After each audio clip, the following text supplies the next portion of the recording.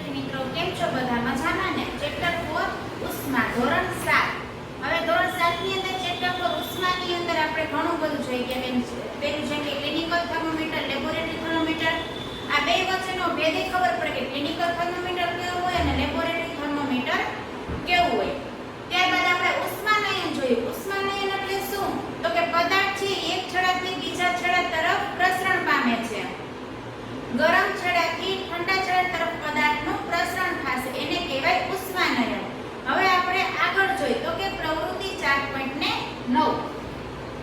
એક મીણબત્તીને સ્ટેન્ડ પર મૂકીને સળગાવો. એક મીણબત્તી લેવાની, એને સ્ટેન્ડ પર મૂકીને સળગાવવાની, અને સ્ટેન્ડ ન હોય તો એમનેમ આપણે મીણ નીચે પાડીને એમનેમ રાખી દેવાની. આ પ્રવૃત્તિ તમે ઘરે પણ કરી શકો. તમારો એક હાથ મીણબત્તીની જ્યોતથી સહેજ ઉપર દાઝી ન જવાય તે રીતે રાખો. એક હાથ છે એ મીણબત્તીની જ્યોતની સહેજ ઉપર રાખવાનો, પણ એ હાથ દાઝી ન જાય એનું ધ્યાન રાખવાનું. અને આપણે જ્યારે ઘરે એકલા હોઈએ ત્યારે આ પ્રવૃત્તિ કરવાની નહીં, કોઈ વડીલની હાજરીમાં જ કરવાની. એક હાથ છે એ જ્યોતની ઉપર રાખવાનો, બીજો હાથ છે એ જ્યોતની બાજુમાં રાખવાનો. બીજો હાથ જ્યોતની બાજુમાં રાખો. શું તમારા બંને હાથ સમાન રીતે ગરમી અનુભવે છે? આપણે આકૃતિમાં આપ્યું છે, હમણાં જોશું. એક હાથ જ્યોતની ઉપર, બીજો હાથ જ્યોતની બાજુમાં. કયા હાથની અંદર વધારે ગરમી લાગશે? બે હાથની અંદર સમાન જ ગરમી લાગે છે? જો નહીં તો કયો હાથ વધુ ગરમી અનુભવે છે? શા માટે? તો કે એક હાથ જ્યોતની ઉપર છે, બીજો બાજુમાં છે, તો બે હાથમાં સમાન ગરમી લાગતી નથી. કયા હાથમાં વધારે ગરમી લાગશે? તો જે હાથ જ્યોતની ઉપર છે એમાં. શા માટે એવું થાય છે કે ઉપરના ભાગમાં ગરમી લાગે છે? તો કે આપણે આગળ જોઈએ કે ગરમ ઉષ્માનયનમાં જોઈએ કે ગરમ હવા હંમેશા કઈ બાજુ જાય છે? તો કે ઉપરની બાજુ. તો જ્યારે પણ મીણબત્તી સળગાવો તો મીણબત્તીની જ્યોતની ઉપરની હવા કેવી હશે? ગરમ હશે. તો ઈ ગરમ હવા ક્યાં જશે? ડાયરેક્ટ આપણા હાથને અડે છે. એટલે જ્યોતની ઉપરની બાજુ જે આપણે હાથ રાખ્યો હશે ત્યાં ગરમી વધારે લાગશે. જ્યારે જ્યોતની આજુબાજુ હવા કેવી હશે? તો કે ઠંડી હશે. સાવચેતી રાખો, જ્યોતથી તમારા હાથ સલામત અંતર રાખો જેથી દાઝી ન જાય એનું ધ્યાન રાખવાનું. જ્યોતના સંપર્કમાં રહેલી હવા જ્યોતની ગરમી વડે ગરમ થઈને ઉપર તરફ જાય છે. જ્યોતના સંપર્ક એટલે જ્યોતની આજુબાજુ જે હવા રહેલી છે જ્યોતની ગરમી વડે ગરમ થશે. ની હવા ક્યાં જશે? ઉપરની બાજુ જશે. માટે જ્યોતની ઉપર ગોઠવાયેલો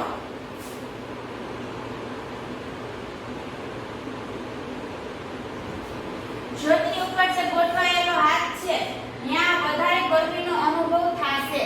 આપણે ક્યારેક પણ એવું આવે કે જ્યોતની ઉપર કે જ્યોતની બાજુમાં રાખેલા હાથમાં કયા ભાગમાં ગરમી વધારે થાય છે? તો કે જ્યોતની ઉપરના રાખેલા હાથમાં. જ્યારે જ્યોતની બાજુમાં રાખેલો હાથ ગરમી અનુભવતો નથી. શું કામ ગરમી નથી અનુભવતો? તો કે કારણ કે તે સ્થાને ઉષ્માનયન થતું નથી. કારણ કે એ સ્થાને ગરમ હવા નથી, એ સ્થાને કેવી હવા છે? તો કે ઠંડી હવા છે. એટલે કે ઠંડી હવા પહેલા તો ગરમ થશે, ની ગરમ હવા ક્યાં જશે? તો કે ઉપર. આપણે ઉષ્માનયનમાં પાણીની અંદર જોઈ ગયા કે જે નીચેના ભાગમાં પાણી હોય ઈ પાણી પહેલા ધીમે ધીમે ગરમ થયેલું પાણી ક્યાં જશે? તો કે ઉપર. આપણે આ આકૃતિની અંદર આપ્યું છે આ રીતે જ હાથ રાખવાના છે.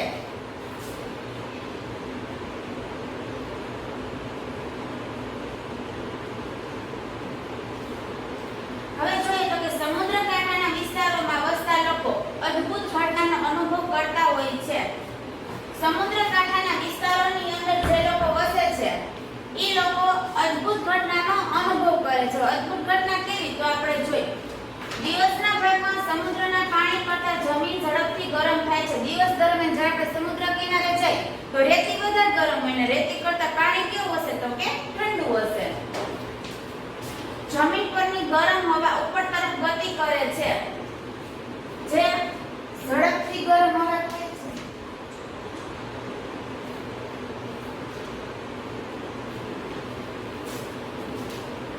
સમુદ્ર કિનારે જાય ત્યાં શું હશે? તો કે રેતી વધારે ગરમ હશે. રેતી કરતા પાણી છે ઈ ઓછું ગરમ, એટલે કે પાણી ઠંડુ હશે, રેતી ગરમ હશે. તો સમુદ્રના પાણી કરતા જમીન ઝડપથી ગરમ થાય છે. જમીન પરની ગરમ હવા ઉપર તરફ ગતિ કરે છે. જમીન પરની ગરમ હવા ક્યાં જશે? તો કે આપણે આવી જ ગયું કે ગરમ હવા હંમેશા ઉપર જાય. હવે જમીન પરની રેતી હોય, જમીન ગરમ હોય એટલે જમીન પરની હવા પણ કેવી હશે? ગરમ અને સમુદ્રનું પાણી ઠંડુ હોય તો સમુદ્ર ઉપર હવા કેવી હશે તો કે ઠંડી.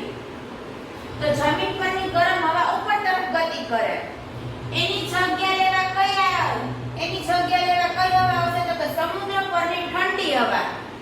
જમીન પરની હવા ગરમ થઈને ઉપર જશે, એની જગ્યાએ કઈ હવા આવશે તો કે સમુદ્ર પરની હવા. ઊંચાઈ પર પહોંચેલી ગરમ હવા સમુદ્ર તરફ વહેવા લાગે છે.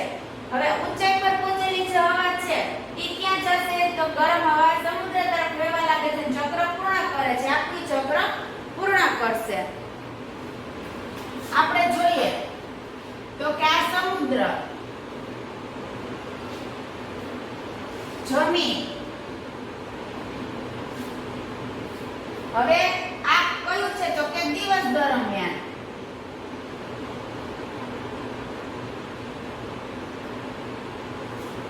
જમીન પરની હવા કેવી હશે ગરમ, સમુદ્ર પરની હવા કેવી હશે તો કે ઠંડી. જમીન પરની હવા હશે ગરમ, સમુદ્ર પરની હવા હશે ઠંડી. જમીન પરની હવા ગરમ થઈને ક્યાં જશે તો કે ઉપર. હવે જમીન પરની ગરમ હવા ઉપર ગઈ તો હવે જમીન ઉપર હવા કઈ આવશે તો કે સમુદ્ર પરની ઠંડી હવા. જે સમુદ્ર પરની ઠંડી હવા છે ક્યાં આવશે જમીન ઉપર. વળી પાછી હવા ગરમ થઈને ક્યાં જશે ઉપર. હવે ઉપર ચડેલી જે હવા છે ધીમે ધીમે ક્યાં આવશે તો કે સમુદ્ર તરફ. હવે જ્યારે પણ ઉપર ચડેલી હવા ધીમે ધીમે સમુદ્ર તરફ આવે છે એટલે ઈ ગરમ હવા કેવી થઈ જશે તો કે ઠંડી. વળી ઠંડી હવા ક્યાં જશે જમીન ઉપર. વળી જમીનની હવા ગરમ થશે ને વળી હવા ઉપર ચડીને ક્યાં જશે સમુદ્ર તરફ. એટલે આખું એક ચક્ર થઈ ગયું. તો સમુદ્રની ઠંડી હવા જમીન ઉપર આવે છે એને કહેવાય દરિયાઈ લહેર. દિવસ દરમિયાન કેવી હવા ઉત્પન્ન થાય તો કે સમુદ્રની ઠંડી હવા ક્યાં જશે તો કે જમીન ઉપર. એને કહેવાય દરિયાઈ લહેર, કારણ કે દરિયાની ઠંડી હવા જમીન તરફ જાય છે એટલે એને નામ શું કીધું તો કે દરિયાઈ લહેર. આ યાદ રાખવાનું છે. દિવસ દરમિયાન કેવી લહેર જોવા મળે તો કે દરિયાઈ લહેર. સમુદ્રની ઠંડી હવા જમીન તરફ ઘસી આવે એને કહેવાય દરિયાઈ લહેર. દિવસ દરમિયાન હંમેશા જમીન પરની હવા ગરમ હશે અને સમુદ્ર પરની હવા કેવી હશે તો કે ઠંડી હશે.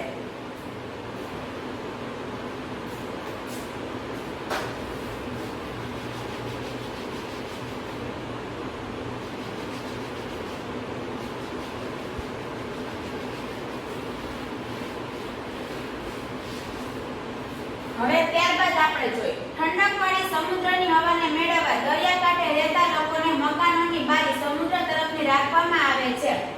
હવે દરિયા પરની ઠંડી હવા હોય એટલે જે સમુદ્ર કિનારે લોકો રહેતા હોય હંમેશા એની બારી કઈ બાજુ રાખશે તો કે દરિયા બાજુ. શા માટે દરિયા બાજુ રાખે છે તો કે દરિયાની જે દિવસ દરમિયાન ઠંડી હવા હોય એ ઠંડી હવા ડાયરેક્ટ ક્યાં જાય તો કે એ લોકોના ઘરની અંદર. એટલે હંમેશા દરિયા કિનારે રહેતા લોકોના ઘરની બારી કઈ બાજુ હશે તો કે સમુદ્ર તરફ. રાત્રિના સમયે બરાબર દિવસની ઉલટી પરિસ્થિતિ સર્જે. રાત્રિના દિવસે કેવી પરિસ્થિતિ હોય તો કે એનાથી ઊંધી. સમુદ્રના પાણીને જમીનની સાપેક્ષે ઠંડુ પડતા વાર લાગે. રાત્રિ દરમિયાન જઈને તો રેતી જલ્દી ઠંડી થઈ ગઈ હોય. સમુદ્ર કિનારે આપણે ખબર છે રેતી આપણને વધારે ઠંડી લાગતી જાય, રેતી કરતા પાણી છે થોડું ગરમ લાગતું હોય. તો હવે આપણે જોઈએ રાત્રિ દરમિયાન. રાત્રિ દરમિયાન જોઈએ કે કેવી રીતે હોય તો કે સમુદ્ર, જમીન રાત્રિ દરમિયાન.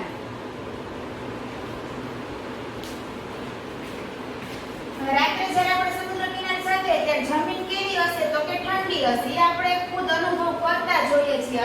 અથવા તમે ન કરેલો હોય તો જ્યારે પણ સમુદ્ર કિનારે જાવ ત્યારે કરજો.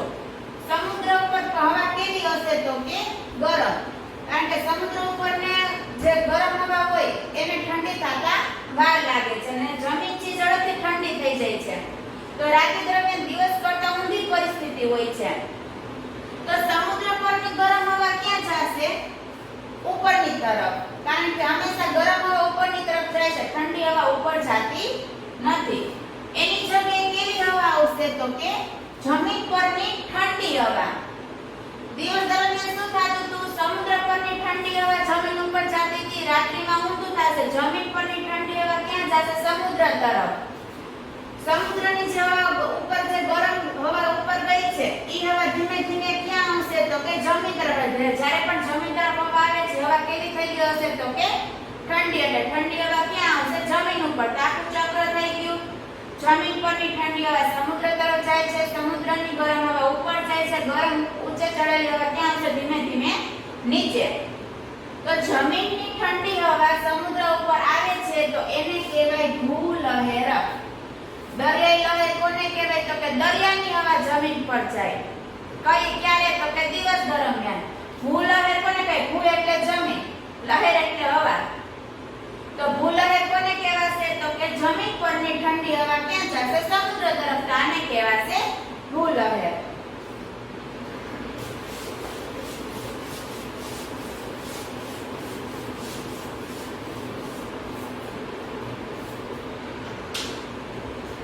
તો આપણે જોઈ રાત્રિના સમયે બરાબર દિવસની ઉલટી પરિસ્થિતિ સર્જાય છે. સમુદ્રના પાણીને જમીનની સાપેક્ષે ઠંડુ પડતા વાર લાગે છે. આથી જમીન પરની ઠંડી હવા ક્યાં જશે? તો કે સમુદ્ર તરફ. એને કહેવાશે ભૂલહેર. જ્યારે આપણે સૂર્યના તડકાવાળા વિસ્તારમાં આવીએ છીએ ત્યારે આપણને હૂંફનો અનુભવ થાય છે. જ્યારે પણ આપણે સૂર્યના એટલે કે તડકાની અંદર જઈએ ત્યારે આપણને હૂંફ એટલે કે ગરમીનો અનુભવ થાય. સૂર્યમાંથી આવતી આ ઉષ્મા આપણા સુધી કેવી રીતે પહોંચે છે? સૂર્યમાંથી જે ગરમી આવે છે, જે ઉષ્મા આવે છે, આપણા સુધી કઈ રીતે પહોંચતી હશે? તો આપણે જોઈ સૂર્યની ઉષ્મા વહન કે ઉષ્માનયનની ઘટના દ્વારા પહોંચી શકે નહીં. આપણે ઉષ્મા વહનને જોઈ ગયા ને ઉષ્મા નયનને જોઈ ગયા. ઉષ્મા વહન એટલે શું? તો કે એક છેડાથી બીજા છેડા સુધી ઉષ્માનું વહન થાય એને કહેવાય ઉષ્મા વહન. ગરમ પદાર્થથી ઠંડા પદાર્થ તરફ ઉષ્માનું વહન થાય. ઉષ્માનયન એટલે શું? તો કે ગરમ હવા છે ઈ ઉપર ચડે ને એની જગ્યાએ કેવી હવા આવે? તો કે ઠંડી.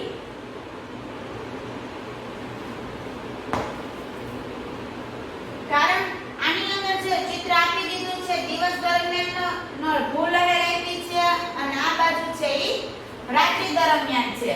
આમાં છે કે સમુદ્રની ઠંડી હવા ક્યાં જાય? તો કે જમીન તરફ. અહીંયા જમીનની ઠંડી હવા રાત્રિ દરમિયાન ક્યાં આવશે? તો કે સમુદ્ર તરફ.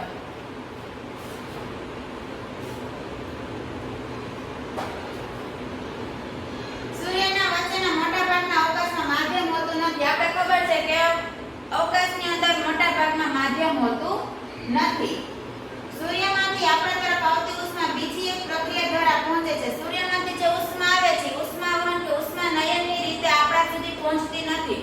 કઈ રીતે પહોંચે છે? તો એને કહેવાય ઉષ્મીય વિકિરણ. એને શું કહેવાય? તો કે ઉષ્મીય વિકિરણ. જે સૂર્યના કિરણ આવે છે ઈ કિરણ દ્વારા જ આપણને ગરમી મળે છે. વિકિરણ દ્વારા થતા ઉષ્માના પ્રસરણને માધ્યમની જરૂર પડતી નથી. વિકિરણ એટલે જે કિરણ દ્વારા જે ઉષ્માનું પ્રસરણ થાય છે ઈ કિરણની અંદર જ ગરમી રહેલી હોય છે. કિરણ દ્વારા કિરણ એટલે કે પ્રકાશ દ્વારા જે ઉષ્માનું પ્રસરણ થાય છે ઈ વિકિરણને આપણા સુધી પહોંચવા માટે કોઈ પણ માધ્યમની જરૂર નથી. માધ્યમ એટલે કે કોઈ પણ વસ્તુને પહોંચવા માટે હવાની જરૂર હોય પણ વિકિરણને પહોંચવા માટે હવાની જરૂર નથી. ઉષ્મીય વિકિરણની ઘટના માધ્યમની હાજરી કે માધ્યમની ગેરહાજરી બંનેમાં બનતી હોય છે. ઉષ્મીય વિકિરણની ઘટનાથી માધ્યમ હોય તો પણ જોવા મળે અને માધ્યમ ન હોય તો પણ જોવા મળે. જ્યારે આપણે શિયાળામાં રૂમ હીટરની સામે બેસીએ છીએ ત્યારે આપણને વિકિરણ દ્વારા જ ઉષ્મા મેળવતા હોઈએ છીએ. જ્યારે શિયાળાની અંદર રૂમ હીટર હોય તો રૂમ હીટર જે ગરમ થશે તો એમાંથી વિકિરણ જે ઉત્પન્ન થશે એ વિકિરણ દ્વારા જ આપણને ગરમી મળે છે, જે આપણે વિદ્યુત દ્વારા ચલાવતા હોઈએ છીએ. ગરમ થયેલા રસોઈના વાસણોને જ્યોતથી દૂર મૂકી રાખતા તે વાતાવરણમાં વિકિરણ દ્વારા જ ઉષ્મા ગુમાવે છે. ગરમ થઈ ગયેલા રસોઈના વાસણ છે ને ગેસ ઉપરથી નીચે ઉતારી લ્યો તો કોના દ્વારા છે પોતાની ઉષ્મા ગુમાવશે? તો કે વિકિરણ દ્વારા જ પોતાની ઉષ્મા ગુમાવે છે. યાદ રાખવાનું છે જે આપણે ગરમ થઈ ગયેલા રસોઈના વાસણને જ્યોતથી દૂર મૂકી રાખી તો કોના દ્વારા ઉષ્મા ગુમાવે છે? તો કે ઉષ્મા વિકિરણ દ્વારા જ પોતાની ઉષ્મા ગુમાવશે. જે ગરમ ઉષ્મા છે ધીમે ધીમે ક્યાં જશે? તો કે વાતાવરણની અંદર. અને આપણું શરીર પણ વિકિરણ દ્વારા આસપાસના વાતાવરણમાં ઉષ્મા આપે છે. આપણું શરીર વિકિરણ દ્વારા જે આસપાસના વાતાવરણમાં ઉષ્મા આપે છે. આપણું શરીર પણ ગરમ હોય તો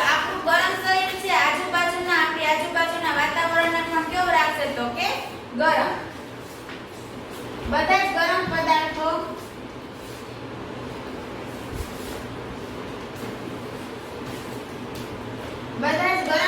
ઉષ્માનું વિકિરણ કરે છે. જેટલા ગરમ પદાર્થ હશે એના દ્વારા કેવી ઉષ્મા થતી હશે તો કે ઉષ્મા વિકિરણ દ્વારા પોતે ઉષ્મા ગુમાવે. એટલે જેટલા ગરમ પદાર્થ છે ઉષ્માનું વિકિરણ કરે છે.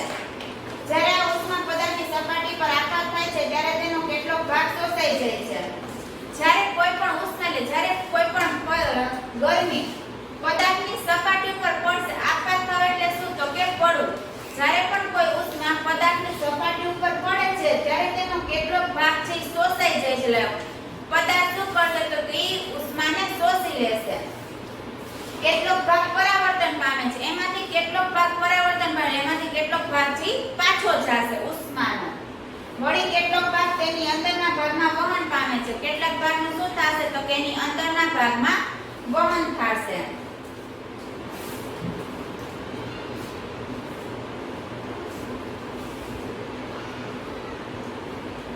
હવે આપણે કે આઘાત કિરણ અને પરાવર્તિત કિરણ એટલે શું? ફોર એક્ઝામ્પલ કે કોઈ પણ એક પદાર્થ છે, હવે ઈ પદાર્થ ઉપર જ્યારે પણ પ્રકાશનું કિરણ પડે છે તો એને કહેવાય આઘાત. ઈ પદાર્થ છે ઈ અમુક કિરણનો ભાગ શોષી લેશે અને પદાર્થ જે કિરણનો ભાગ શોષણ નથી કરી શકતો ઈ પદાર્થનું કિરણ ક્યાં જશે તો કે વાતાવરણની અંદર. તો વાતાવરણનું કિરણ પાછું વયું જશે એને શું કહેવાશે તો કે પરાવર્તન. તો જે કિરણનું શોષણ થયેલું છે ઈ પદાર્થની અંદરની બાજુ પણ ગરમી ઉત્પન્ન કરશે.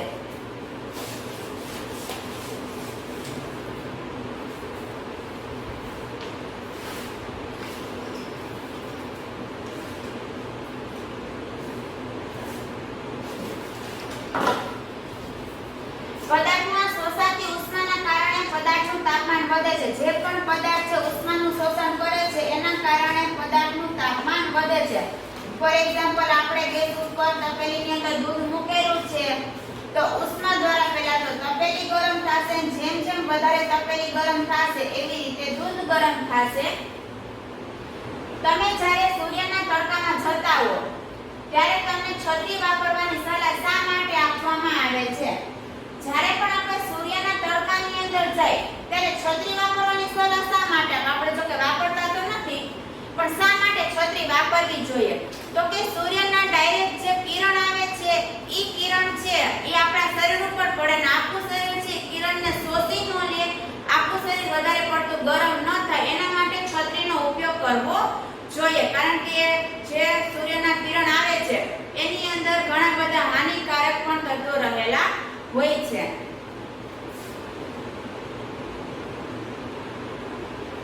હવે આપણે જોઈએ તો કે ઉનાળાની ઋતુ તથા શિયાળાની ઋતુમાં પહેરવેશ માટેના વસ્ત્રો એટલે 4.5. ઉનાળાની ઋતુ અને શિયાળાની ઋતુમાં આપણે કેવા વસ્ત્ર પહેરીએ છીએ? આપણે ખબર કે શિયાળાની ઋતુમાં આપણે ઊનના કપડાં પહેરીએ અને ઉનાળાની ઋતુમાં આપણે તો કે સૂત્ર એટલે કે આછા રંગના કપડાં પહેરીએ. તમે જાણો છો કે ઉનાળામાં આપણે હળવા રંગના વસ્ત્રો તથા શિયાળામાં આપણે ઘેરા રંગના વસ્ત્રો પહેરવાનું પસંદ કરીએ છીએ. ઉનાળામાં હળવા રંગના કપડાં પહેરીએ એટલે કે સફેદ હોય કે લાઈટ પિંક હોય આપણે એવા કપડાં પહેરીએ. જ્યારે શિયાળાની અંદર આપણે ઘેરા એટલે કે ઘાટા રંગના કપડાં હોય ને એવા પહેરીએ. જેમ કે આપણે બ્લેક કલરના કપડાં શિયાળાની અંદર પહેરી તો આપણને વધારે ઠંડી નથી લાગતી, પણ જો બ્લેક કલરના કપડાં ઉનાળામાં પહેરી તો આપણે વધારે ગરમી લાગે છે. એવું શા માટે થાય? તો આપણે પ્રવૃત્તિ દ્વારા જોઈ. પ્રવૃત્તિ 4.10. એક સરખા પતરાના બે ડબ્બા લેવાના છે. એક ડબ્બાની બહારની સપાટી ઉપર કાળો રંગ કરવાનો અને બીજા ડબ્બાની બહારની સપાટી ઉપર કેવો રંગ કરવાનો તો કે સફેદ. બહારની સપાટી પર કાળા રંગ વડે અને બીજા બહારની સપાટીને સફેદ રંગ લગાડીને સુકાઈ જવા દો. પછી બે ડબ્બાને સુકાઈ જવા દેવાના. એક ડબ્બાની બારે કાળો રંગ ને બીજા ડબ્બાની બારે સફેદ.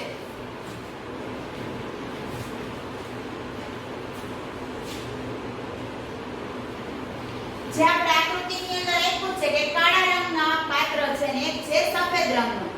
બંને ડબ્બામાં સમાન પ્રમાણમાં પાણી ભરીને બપોરના તડકામાં 1 કલાક સુધી મૂકી રાખો. બેની અંદર સમાન માત્રામાં પાણી પાણી ભરવાનું, એકમાં ઓછું ને એકમાં વધારે નહીં, બેમાં સમાન માત્રામાં પાણી ભરવાનું અને બપોરના તડકાની અંદર 2 ડબ્બાને 1 કલાક સુધી મૂકી દેવાના. બંને પાત્રમાં રહેલા પાણીના તાપમાનનો માપ, 2 પાત્રની અંદર પાણીના તાપમાન માપવાના. શું તમને આ તાપમાનમાં તફાવત જણાય છે? કયા ડબ્બામાંનું પાણી વધુ ગરમ જણાય છે? તમે આ તાપમાન માપવા કરતા બંનેના પાણીમાં હાથની આંગળી ડુબાડીને પણ તફાવત અનુભવી શકો છો. બેની અંદર આપણે તાપમાન માપવાનું. કયા પદાર્થની અંદર, કઈ તપેલીની અંદર, કયા પાત્રની અંદર પાણી વધારે ગરમ હોય તો આપણે હાથ નાખી આંગળી નાખી ત્યાં ખબર પડી જાય કે કાળા રંગની સપાટી ઉપર જે કાળા રંગનું પાત્ર છે એમાં પાણી વધારે ગરમ હશે અને જે સફેદ રંગનું પાત્ર છે એમાં પાણી કેવું હશે તો કે ઓછું ગરમ હશે. એવું શા માટે થાય છે? તો કે કાળો રંગ છે ઉષ્માનું શોષણ, ગરમીનું શોષણ વધારે કરશે. એટલે જ આપણે ઉનાળાની અંદર કાળા કપડાં પહેરી તો ગરમીનું શોષણ વધારે થાય છે અને સફેદ રંગ છે ગરમીનું શોષણ કેવું કરશે તો કે ઓછું કરશે. અને સફેદ રંગ શું કરશે તો કે સફેદ રંગ છે ઉષ્માનું શોષણ ઓછું કરશે એટલે ઈ પાણી ઠંડુ રહેશે. હવે જોઈએ તો કે પ્રવૃત્તિ 4.11 એની ઉપર એક કોષ્ટક છે ઈ જોઈ લઈએ. આપણે આપણા ઘરોને ઠંડા કે ગરમ રાખવા માટે વિદ્યુત, કોલસો અને બળતણનો ઉપયોગ કરીએ છીએ. શું આપણે એવું બાંધકામ કરી શકીએ કે જેથી ઘરમાં બહારની ગરમી કે ઠંડીની બહુ અસર ન થાય? આપણે આપણા ઘરને ઠંડક કે ગરમ રાખવા માટે શું કરીએ તો કે વિદ્યુત, કોલસા કે વિવિધ આપણે બળતણનો ઉપયોગ કરીએ. તો શું આપણે એવું બાંધકામ કરી શકીએ કે જેથી ઘરમાં બહારની ગરમી કે ઠંડીની બહુ અસર ન થાય? તો કે મકાનોના બાંધકામ કરતી વખતે તેની બહારની દિવાલો એવી રીતે બનાવવામાં આવે છે કે જેથી તેમાં હવાનું સ્તર રચાય. જ્યારે પણ મકાન બનાવવામાં આવે ત્યારે મકાનની બહારની દિવાલ એવી રીતે બનાવવામાં આવે છે જેથી દિવાલોની અંદર એક હવાનું સ્તર રચાય. આ માટે આધુનિક રીતે થતા નવા બાંધકામોમાં પોલી ઈંટો વડે દિવાલો બનાવવામાં આવે છે. પોલી એટલે કે ઈંટો વચ્ચે થોડી થોડી જગ્યા હોય. ઈ ઈંટની અંદર હવા ભરાઈ જાય છે જેથી કરીને આપણે ઉનાળાની અંદર અથવા તો શિયાળાની અંદર આપણે વધારે ગરમી અથવા વધારે ઠંડીનો અનુભવ થતો નથી.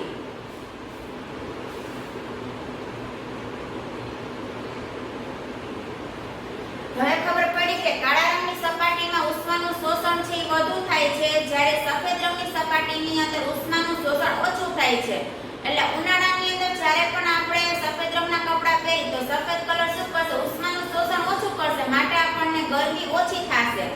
જ્યારે શિયાળાની અંદર છે આપણે બ્લેક કલરના કપડાં પહેરી તો શિયાળાની અંદર બ્લેક કલરના કપડાં પહેરી તો બ્લેક કલર શું કરશે? ઉષ્માનું શોષણ વધારે કરશે. ઉષ્માનું શોષણ વધારે કરે તો આપણને ઠંડી ઓછી લાગે છે અને આપણું શરીર કેવું રહે છે?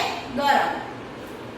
હવે જોઈએ તો કે પ્રવૃત્તિ 4.11 પ્રવૃત્તિ 4.10 માં વપરાયેલા સફેદ તથા કાળા રંગના બંને ડબ્બામાં 60 સેલ્સિયસ તાપમાનવાળું સમાન જથ્થામાં પાણી ભરો. જે 4.10 ની અંદર આપણે જે બ્લેક ડબ્બો અને જે વ્હાઈટ ડબ્બો વાપર્યો હતો એની અંદર જ સરખું ગરમ કરેલું એટલે કે 60 સેલ્સિયસ તાપમાનવાળું સમાન જથ્થામાં ગરમ કરેલું પાણી ભરવાનું છે. બે ડબ્બાની અંદર તાપમાન કેવું હોવું જોઈએ? સરખું. અને પાણી પણ કેવું હોવું જોઈએ તો કે સરખું. હવે બંને ડબ્બાને ઓરડામાં કે છાયાવાળી જગ્યા પર મૂકી દો. બે ડબ્બાને કોઈ પણ એક છાયાવાળી અથવા તો ઘરની અંદર મૂકી દેવાની. 10 કે 15 મિનિટ પછી બંને ડબ્બાઓના પાણીના તાપમાન માપો. 10 થી 15 મિનિટ પછી બે ડબ્બાના પાણીના તાપમાન માપવાના. શું બે ડબ્બામાં પાણી હશે ઈ ઓછું ઠંડુ થઈ ગયું હશે? તો કે ના, સમાન માત્રામાં પાણી ઠંડુ થતું નથી. જેમ કાળો કલર ઉષ્માનું શોષણ વધારે કરે છે એ જ રીતે કાળો કલર છે ઉષ્માનું વિકિરણ પણ વધારે કરશે. ઉષ્મા ઝડપથી ગુમાવશે. એટલી ઝડપથી ઉષ્મા છે ઈ સફેદ કલર ગુમાવી શકશે નહીં. સફેદ કલર ઉષ્માનું શોષણ ઓછું કરશે તો એ ઓછી ઉષ્મા ગુમાવશે. કાળો કલર ઉષ્માનું શોષણ વધારે કરે છે તો વધારે ઉષ્મા ગુમાવશે. તો જ્યારે પણ ઘરની અંદર છે આપણે ગરમ પાણીના પાત્રો રાખ્યા છે તો કાળા કલરની જે અંદર પાત્ર પાણી છે એ ઝડપથી ઠંડુ થઈ જશે અને સફેદ કલરમાં જે પાણી છે કેવું હશે તો કે ગરમ હશે.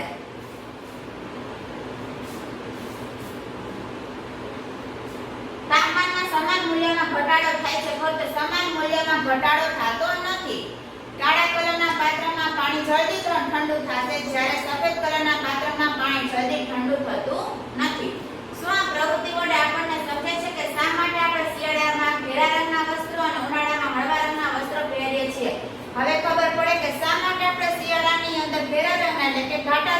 વસ્ત્ર પહેરી અને ઉનાળાની અંદર આછા રંગના. ઘેરા રંગની સપાટી ઉષ્માનું વધુ શોષણ કરે છે. ઘેરા રંગની ઘાટા રંગની સપાટી શું કરશે તો ઉષ્માનું શોષણ વધારે કરશે. માટે શિયાળામાં આપણે ઘેરા રંગના વસ્ત્રો ગરમી આપે એટલે કે હૂંફ આપે છે. હળવા રંગની સપાટી ઉષ્માનું મોટા ભાગનું પરાવર્તન કરે છે.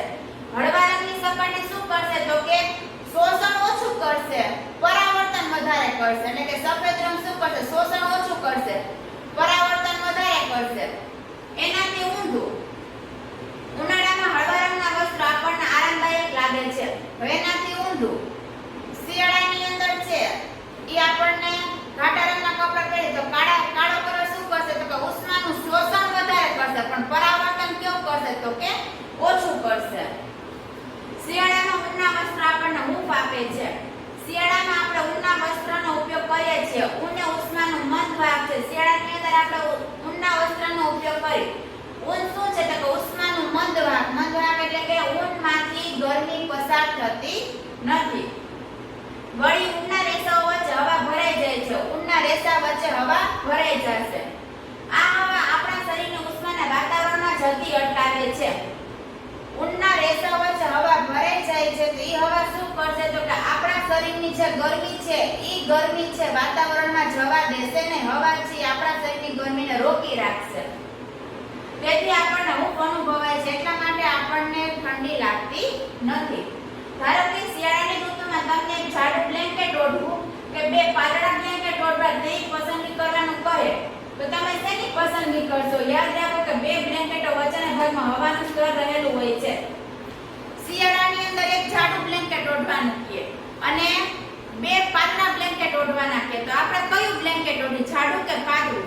અત્યારે આપણે જાડાનો જ વિચાર કે જાડું ઓઢી, પણ બે પાતળા બ્લેન્કેટ વચ્ચે હવાનું સ્તર રહે જ્યારે જાડામાં રહે નહીં.